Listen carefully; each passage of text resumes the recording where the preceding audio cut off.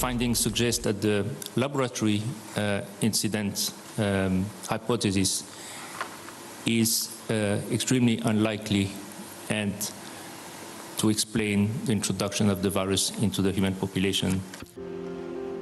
This seems to be the consensus after a controversial joint investigation into the origin of coronavirus by the WHO and Chinese government in Wuhan. So where did the virus come from?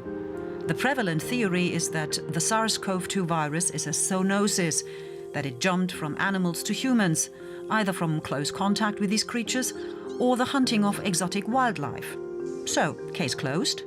Not quite. Questions remain. Indeed. Welcome to our COVID-19 special. I'm Monica Jones in Berlin. Now, it took a year for China to allow an international investigation into the origin of the coronavirus, and then only in a joint mission with Chinese experts. Is Beijing trying to hide something?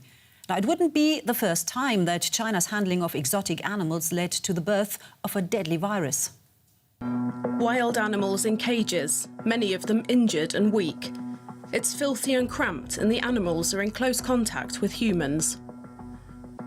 The coronavirus may have started to spread in an animal market like this.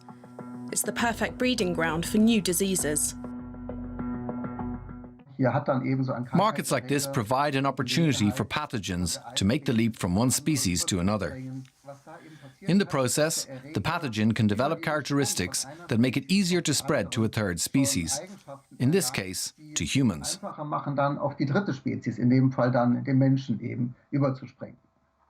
Experts have long been warning that the trade in wild animals could be a ticking time bomb.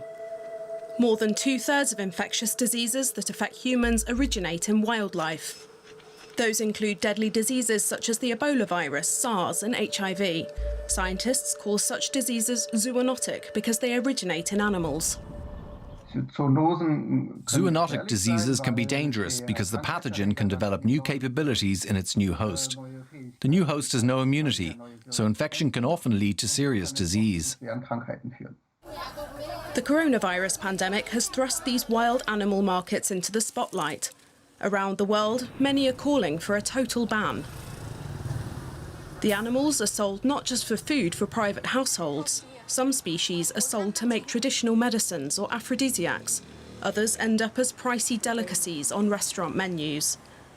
Animal protection activists like these in Vietnam say that the only way to reduce the risk of pandemics is to ban the commercial trade in wild animals. Viruses don't really make a distinction, along the entire trade chain. They don't make a distinction whether the trade is legal or illegal, whether the trade is for bushmeat, for food, for medicine, or as exotic pets.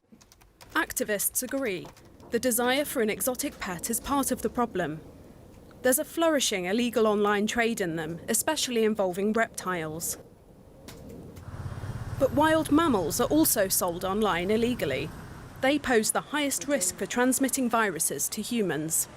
China has now temporarily suspended the trade and consumption of wild animals. But as long as the worldwide market exists, the threat of new emerging viruses will continue. And Professor Fabian Lendertz, you've just seen him in this report. He supported the investigation into the origin of the coronavirus, and he joins us now. Good to have you with us. You are project group leader of epidemiology of highly pathogenic microorganisms at the Robert Koch Institute here in Berlin. What was your role in Wuhan? Well, I was asked to join the team as an expert on zoonotic diseases. So I have the technical expertise. We are looking since many years for the source of human disease in wildlife, normally mainly in the tropics in African context. So is it a given now after this joint mission looking into the origin of the coronavirus? Is it a given now that the virus has actually been transmitted from animal to human? And did all of that happen in China? Well, I think everybody would agree that it's a given that the virus comes from an animal ultimately and then infected humans, because we didn't know it from the human population before. So that's That's clear. The question is now which species exactly were involved, and how did the transmission happen. The where is perhaps less relevant in that context, but that's obviously also on the agenda. And those questions you just raised, do we know the answer now? Which species and how? No, we have very little evidence at the moment which species are involved. The only thing we know is that the closest relatives of the origin of SARS-CoV-1, of this of the virus, is found in certain bat species in Southeast Asia. So that's a suspicious range of species to look at and a suspicious region to look at as well. But all the other data are not really leading to a very good hypothesis at the moment. All right. If you say that the where it comes from is basically not interesting, why do you think China was so hesitant allowing international investigators into the country in the first place? Well, I think these kinds of missions, if they're set up on a political level, they always take quite some time because it's an international effort. There is a Chinese team, there is an international team working together jointly. And so it took some time. I don't have the details why exactly, so this would be a question to ask to the WHO. But I think also people have to understand that in the beginning of the epidemic and later pandemic, people were busy fighting the epidemic. And the question of where it came from and so on is something which is perhaps not top priority right from the start. I still have to ask you that question, though. I mean, because there is this theory that the virus came from a lab, even though an animal in the lab, presumably. Can this theory now be ruled out, or are there still question marks? So the lab theory is extremely difficult to completely rule out. Because technically that's a very big challenge. However, the likelihood that this has happened is extremely low. If you consider how intensive we have contacts between wildlife and humans, intermediate hosts, farmed wildlife and humans, this simply seems to be the least likely scenario. So I think we should investigate now the scenarios which are the most likely ones, and then later we may still come back to the other hypothesis. All right, then let's stick to the transmission from animal to human. I mean, even here in Germany, of course, we do have virus spillover from rodent to human, for example, every year. So when does the transmission of a virus from animal to human become a real problem, like the one we're now seeing with this pandemic? So, yeah, as you say, there are frequent transmissions, and it's not only viruses. If you think about salmonella or E. coli infections, like in the food industry, that's frequently a problem, right? So, and that's a severe problem we have.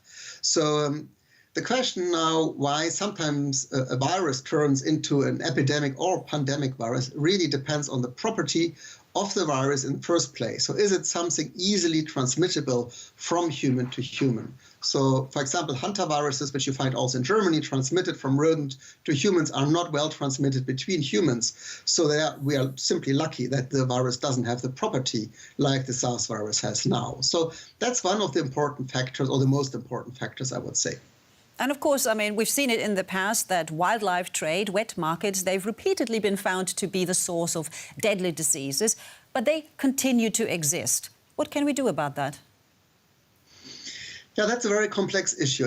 You really have to differentiate which region you're looking at. For example, if you take the inhabitants in African forests or other rainforests who are doing traditional hunting to feed themselves and the family, I don't think that's a real problem if nature is intact enough to live with that, right, the animal population. But then when you think about the big commercial trade, the big demand for bushmeat in the big cities in Africa and Asia, then that's obviously a more complicated field. And to my opinion, lots of that would not be needed. However, it's also in the tradition of many of the people there to eat these kinds of things. So trying to break traditions, it's very, very difficult. Tell the Germans to not eat the Schweinehaxe. So we would have big problems to convince people to do that. Well, you can easily convince me, because I've been a vegetarian for many years, but I do get your point. Lastly, I mean, why does it actually matter to know the origin of the virus? I mean, would it actually help us fight the current pandemic? It does not help to fight the current pandemic, but it helps to reduce the risk of future pandemics to happen. And these kinds of pandemics have happened since many, many years, all the time. Think about HIV, think about even measles come from an animal origin. So we will continue seeing these kinds of things. So you can only solve a problem if you have understood it fully, and then you can take the right countermeasures to reduce the risk of spillover events. So this is what we need. And we need that from all the outbreaks happening, not only the very prestigious one as this one, but we need to understand the mechanisms, because then we can do something to reduce the risk. All right. And there's still a lot to learn from the current SARS-CoV-2 virus, I understand. Fabian Lendertz, Project Group Leader of Epidemiology of Highly Pathogenic Microorganisms at the Robert Koch Institute. Thank you so much for your time. Now, from the virus to the solution, vaccines. Time for your questions, and over to Derek Williams. Will approved vaccines be as effective against new variants of SARS-CoV-2 as they were against the old one?